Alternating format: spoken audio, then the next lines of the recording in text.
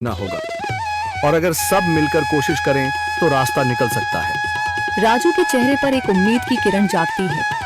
हाँ बाबा जी, अगर सब मिलकर काम करें तो हम पानी ढूंढ सकते हैं। हमने पहले कभी ये कोशिश ही नहीं की। लेकिन इतनी कठिन जमीन में नया कुआं खोदना आसान नहीं। मुश्किल जरूर है, नामुमकिन नहीं। अगर हम मिलकर काम करें तो ये हो सकता है। राजू खड़ा हो जाता है, उसकी आंखों में एक नई रोशनी है। तो फिर हम कल से काम शुरू करेंगे। मैं गांव के सभी युवाओं को इकट्ठा करूंगा, हम मिलकर नया कुआं खोदेंगे। यह कहते हुए वह शामू के साथ गांव के दूसरे युवाओं को बुलाने के लिए निकल पड़ता है। कहीं दूर से गरज की हल्की सी आवाज आती है, जैसे आकाश ने उनकी उम्मीदों की गवाही दे दी हो।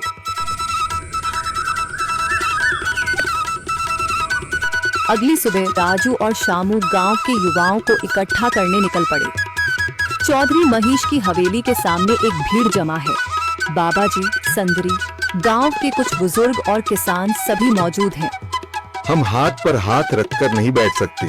अगर अल्लाह ने हमें हिम्मत दी है तो हमें खुद पानी के लिए मेहनत करनी होगी। हम एक नया कुआं खोदेंगे। लेकिन राजू, क्या हमें यकीन है कि वहाँ पानी मिलेगा? बेटा, पानी जमीन के अंदर होता है, बस सही जगह खोदने की जरूरत है। हमने अपने बुजुर्गों से सुना था कि पुरानी नहर के पास जमीन नरम थी, शायद वहीं पानी हो। बाबा जी सही कह रहे हैं। अगर तुम सब यह काम करने के लिए तैयार हो तो मैं अपने कुछ मजदूर भेज सकता हूँ। धन्यवाद चौधरी जी, लेकिन हम सब खुद भी मेहनत करेंगे। यह हमारे गांव के अस्तित्व की लड़ाई है। संदरी, जो अब तक चुप थी, आगे बढ़ती है। हम औरतें भी पीछे नहीं रहेंगी। हम पानी लाने की व्यवस्था करेंगी, खाना बनाएंगी, ताकि तुम सब आराम से काम कर सको। यही हिम्मत चाहिए थी संदर।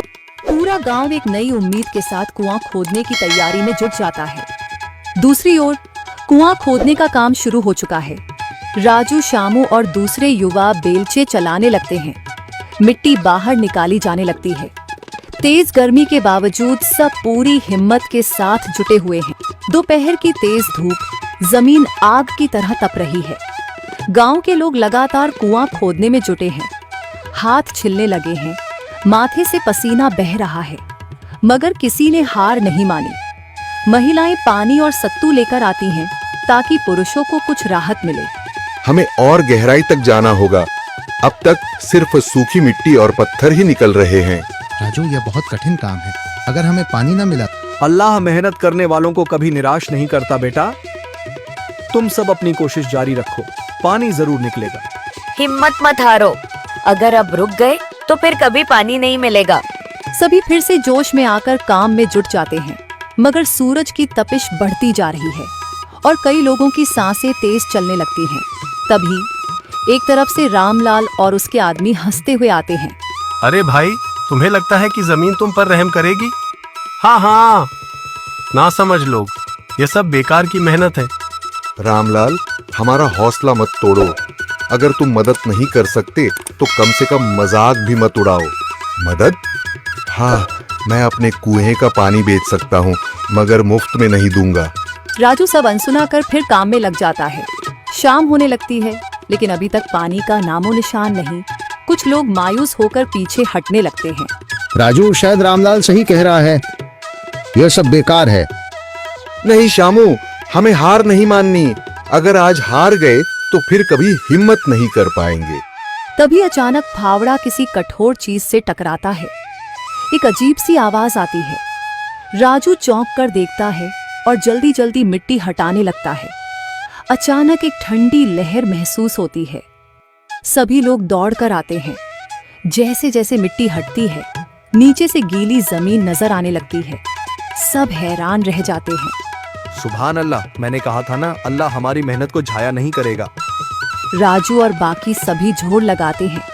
कुछ ही पलों बाद अचानक मिट्टी के नीचे से पानी की एक छोटी सी धारा फूट पड़ती है। गांव वाले खुशी से चिल्ला उठते हैं। पानी पानी निकल आया। यह अल्लाह की कुदरत है रामलाल, जिस पर तुम्हें यकीन नहीं था। पूरा गांव आनंद से झूम उठता है। लोग एक दूसरे को बधाइयां देते हैं। औरतें दुआ करने लगती हैं। कुछ दिन बीत चुके हैं। गांव वाले नए कुएं से पानी भर रहे हैं, खेतों को सींच रहे हैं और जिंदगी फिर से पटरी पर लौट रही है। मगर रामलाल अब भी अपनी